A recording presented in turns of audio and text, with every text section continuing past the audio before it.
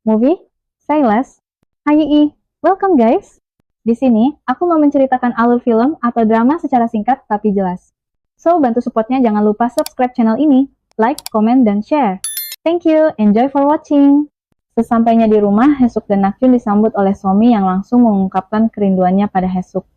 Setelah membersihkan diri, Hesuk keluar kamar dan melihat Somi hanya makan nasi putih. Tak tega, Hesuk pun memberinya lauk dari kulkas. Sejak saat itu, Hesuk perlahan mulai menerima keberadaan Somi. Keesokan paginya, Sonya dan Somi bermain dengan kupu-kupu di halaman rumah, sementara Hesuk mengantar Nakjun berangkat kerja. Saat memanggil Sonya untuk sarapan, Sonya justru pergi begitu saja.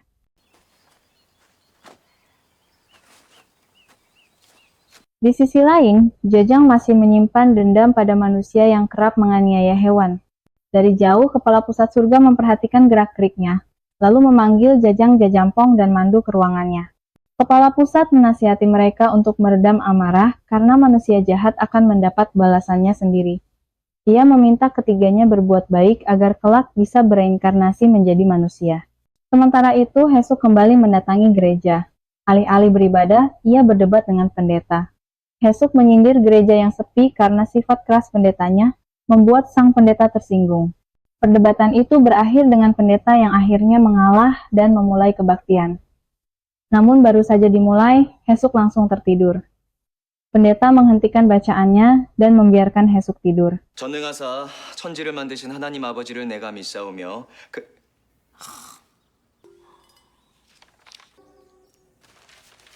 전능하사 천지를 만드신 하나님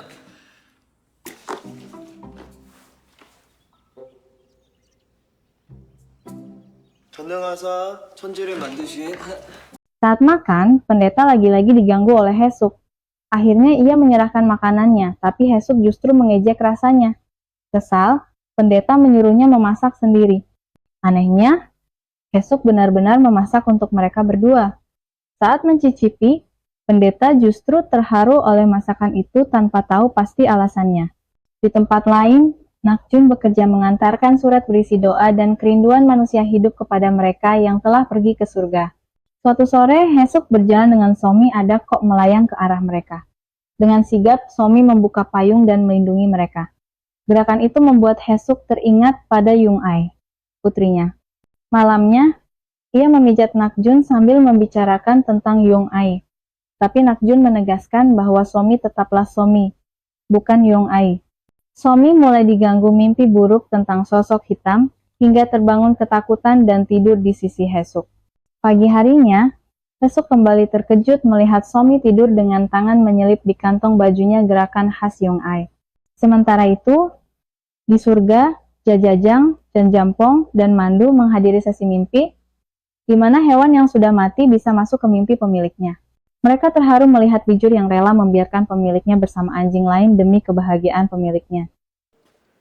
사는 동안 엄마랑 나는 충분히 행복했으니까 그만 엄마도 나 있고 행복하길 바라는 건데 우린? Suatu hari, Hesuk mengajak Somi ke gereja. Somi berkata tempat itu hanya untuk orang berdosa, lalu buru-buru menepuk mulutnya lagi-lagi mengingatkan Hesuk pada Yung E. Di gereja, Hesuk bertemu jemaat baru. Seorang pria tua bernama Koljin. Ia mengaku masuk karena tak sengaja bertemu pendeta yang penuh kasih. Namun Hesuk langsung mengejek pendeta, membuat suasana canggung. Seperti biasa, saat kebaktian dimulai, Hesuk tertidur. Di pusat dukungan surga, para staf gelisah karena utusan neraka sering berkeliaran akibat ada penghuni neraka yang kabur. Jajang dan kawan-kawan menawarkan bantuan, dan staf menjelaskan bahwa satu-satunya ciri penyusup adalah aroma yang berbeda dari manusia biasa.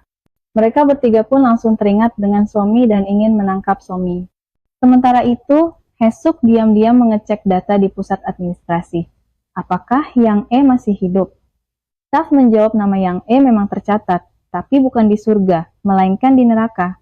Hesuk teringat ucapan Nakjun bahwa ia pernah menyelamatkan Somi dari neraka dan membawanya ke surga. Hesuk pun yakin Somi adalah Yang Ai. Malam harinya, Somi mengaku sudah mendapatkan kembali ingatannya walau belum sepenuhnya. Hesuk yakin ia benar, tapi Nakjun masih menyangkal.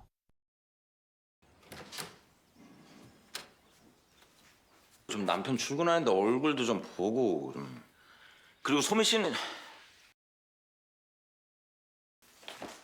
Dalam perjalanan, Hesuk bercerita betapa tersiksanya ia harus selalu ke gereja, apalagi dengan pendeta yang menurutnya pilih kasih. Tiba-tiba, sebuah anggur dosa jatuh lagi.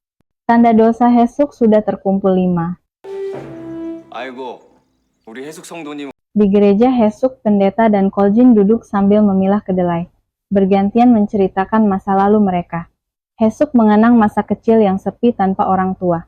Pendeta bercerita ia ditinggalkan sejak usia 5 tahun, disuruh menunggu di depan gereja, tapi ibunya tak pernah kembali.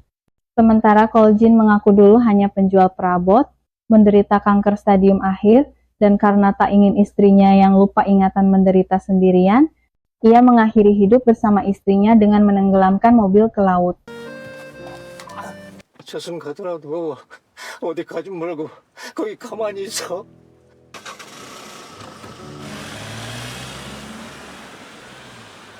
Koljin kabur dari neraka untuk mencari keberadaan istrinya. Setelah bertemu istrinya, ia berjanji akan kembali ke neraka. 다시? 지옥을 가신다고요? Namun staf surga dan utusan neraka sudah mendeteksinya. Mereka datang ke gereja untuk menangkapnya. Karena panik, Koljin menyandera Hesuk agar bisa bertemu istrinya lebih dulu. Kepala pusat datang dan menjelaskan, dosa Koljin bukan bunuh diri, melainkan membunuh istrinya. Jika ia menerima hukuman di neraka, masih ada kesempatan kedua baginya. Jika menolak, ia akan hilang selamanya.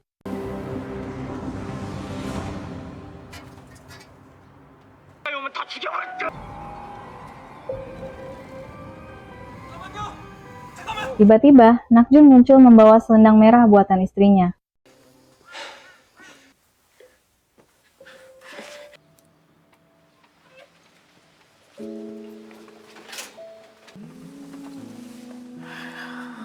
그러네 작가라.